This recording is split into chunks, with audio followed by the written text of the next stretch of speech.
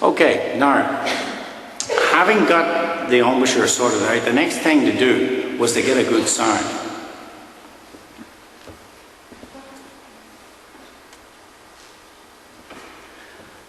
So then Muriel, she introduced me to Zen and the Art of Flute Playing.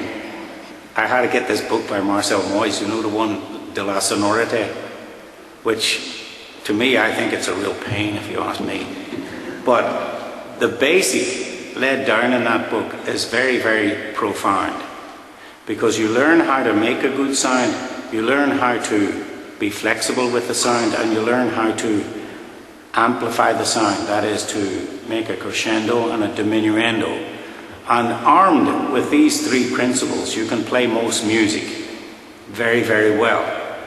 So then Muriel, she told me, okay, put the flute in the head, put the head in the flute, so I did.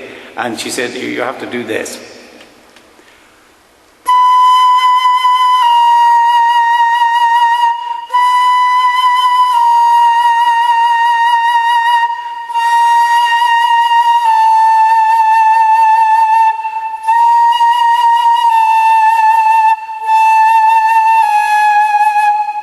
And that I did, but I thought it's sort of boring. Well, it is, isn't it? When you consider, you know, watching TV or going to a football match or basketball or Michael Jordan, you know, it's sort of boring. But it depends what you want to do. And at that time, there was no television. We didn't own a television. And nobody in our neighborhood had a fridge, a refrigerator that is. We just went and bought what we needed for the day, consumed it, and started over again the next day with the same procedure. And it was interesting because we were forced in another direction to amuse ourselves. So naturally, everybody in the street wanted to be Frank Sinatra or Bing Crosby or something like that, you know. And I wanted to play the flute, but I wasn't sure who I wanted to play like. But I did have this record of John Amadio, who was an Australian flute player. And this guy, although he didn't have the sound that I thought would appeal to me, he certainly had a technique that was better, like dead flat better than anybody else around. This guy could play a chromatic scale that sounded like he was going like this. You know, it was amazing. And in fact, he made a recording where he plays all three flutes, piccolo flute and alto flute, and somebody must have been standing there to give him this, because they couldn't stop the recording in those days. What you heard is what actually happened. And this guy was amazing. And of course, he played the last movement of the Mozart D major concerto on one side of a 78. Of course, there was a big chunk cut out because I had to get all the music on there. And this was my first flute sound. And then I heard Jeffrey Gilbert, and that was just, for me, it. That was where to play the flute. And I used to look every week like crazy to see if Jeffrey Gilbert was going to play on the radio. I'd go down the whole thing, take it all off and listen there, and hope that my dad wasn't going to come in and say we're listening to a football match. Because we only had one radio. And that influenced me towards a different sort of style. And then when I got to London, my teacher, John Francis at the Royal College of Music, he gave me a record of Marcel Moyse playing the Hungarian Fantasy. And I thought, this guy just got out. This is fantastic flute playing. And I listened to that every day of my life for about 4 or 5 years. I just thought it was so magical. And, you know, this is an interesting thing to do, because it's like if you want to practice being a Christian, you do read the Bible every day. You actually read it and you understand it, not just looking at the page, you see. So I listened to this thing, and this is what I wanted to do. This is how I wanted to sound and how I wanted to play. So this is the next thing you've got to do. You've got to get a record of somebody who you admire. And it doesn't matter who they are. It can be Pavarotti or me or anybody else. But get a record of somebody who's making more than a couple of million a year. because the other ones are not making it. You know what I mean? So don't get their records. I mean, I don't think I need to tell you this actually, do I? I mean, nobody's going to go and get a record of my brother playing the flute and think that's how it is because he's a saxophone player and he's real good too. But what I'm saying is that in order to be good at something, you have to have an idol.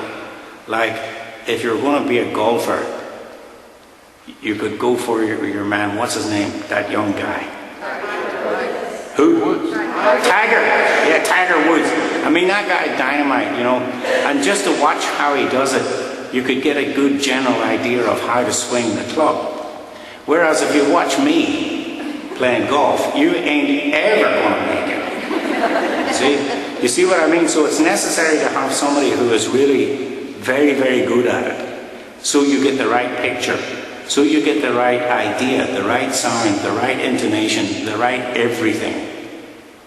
Now, as a result, my musical taste wandered off a little bit because I was playing Hungarian fantasy every day, and my teacher wanted me to play Bach sonatas. Well, you know, Bach sonatas are okay, but you know, I wanted to play like Marcel Moyes, and he wasn't playing Bach sonatas, so that was out the window. But now, to get back to the business of producing the tone, after I got fed up doing these tone exercises, and I actually met Marcel Moyes. I was on first name terms with him, which was very unusual. He told me one day, call me Marcel. It took me about a week before I could get up the courage to call him Marcel. Anyhow, it was through listening to him teach and listening to people sing that I got the idea to wander away from the long tones. So instead of doing the long tones, I did something else, because when you do long tones, as we know them, like this sort of business,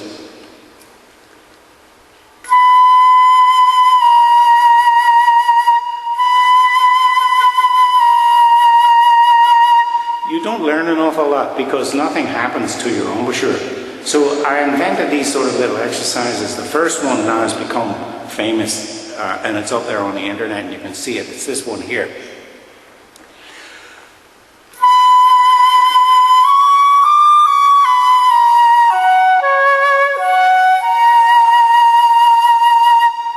You see, and this exercise forces you to move your embouchure to get the thing in tune. You see what I mean? Do you all have flutes with you? Get your flutes out. Get out the head joint first. We'll do a little bit on the head joint. While you're all doing that, has anybody got a question?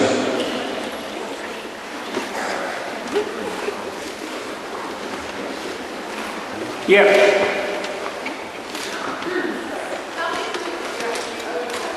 How many flutes do I own? Probably about maybe 23 or 4, something like that.